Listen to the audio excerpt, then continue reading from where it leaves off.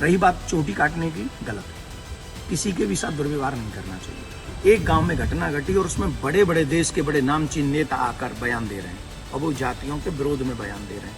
एक टेम्पो वाला पकड़ा गया था और उसने 23 लड़कियों के साथ दुर्व्यवहार किया था। जब लोग मूत्र जिहाद करते हैं, लब जिहाद करते हैं, थूक जिहाद करते हैं, तो वो जब थूकते हैं ना भोजन में, तब इसलिए नहीं थूकते कि ब्राह्मण पंडित जी जेल लेंगे।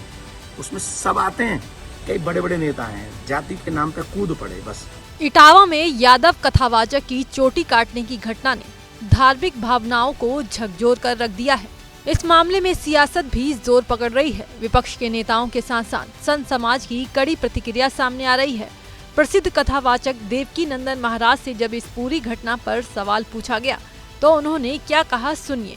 और मैं जातिगत बातों पर, मैं जातियों में नहीं बंधना चाहता। मैं सनातन कार्य के लिए कार्य कर रहा हूं। मैं सभी सनातनियों को जोड़ना चाहता हूं। रही बात चोटी काटने की, गलत है। किसी के भी साथ दुर्व्यवहार नहीं करना चाहिए। सुना आपने, देवकी नंदन महाराज ने साफ शब्दों में कहा है कि किसी भी कथावाचक की चोटी काटना सरासर गलत है।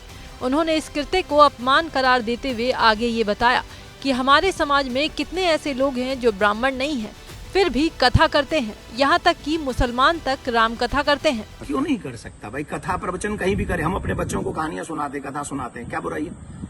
हर एक जाति के व्यक्ति, मम्मी पापा दादी दादा नानी नाना तो अपनी ही जाति के होंगे ना। कहानी सुनाए, कथा सुनाए, कोई बुराई नहीं है।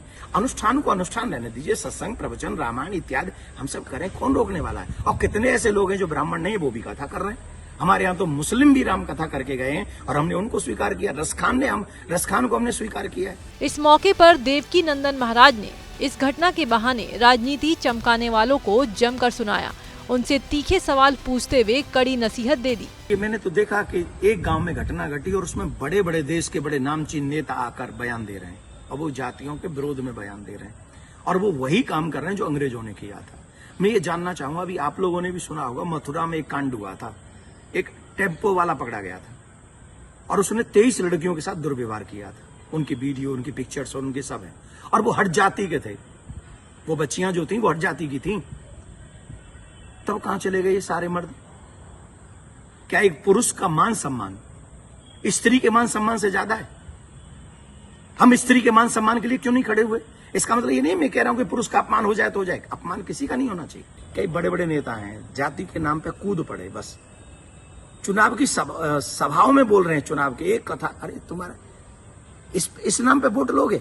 माना जा रहा है कि देवकी नंदन महाराज ने बिना नाम लिए सपा प्रमुख अखिलेश यादव और उनके नेताओं पर निशाना साधा है और कहा कि कुछ बड़े लोग जातिगत राजनीति के लिए सनातन को ना बांटें।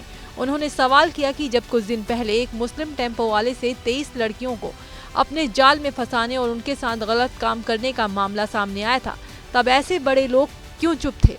फिलहाल देवकी नंदन महाराज के बयान पर आपकी क्या प्रतिक्रिया है, हमें कमेंट में जरूर बताएं।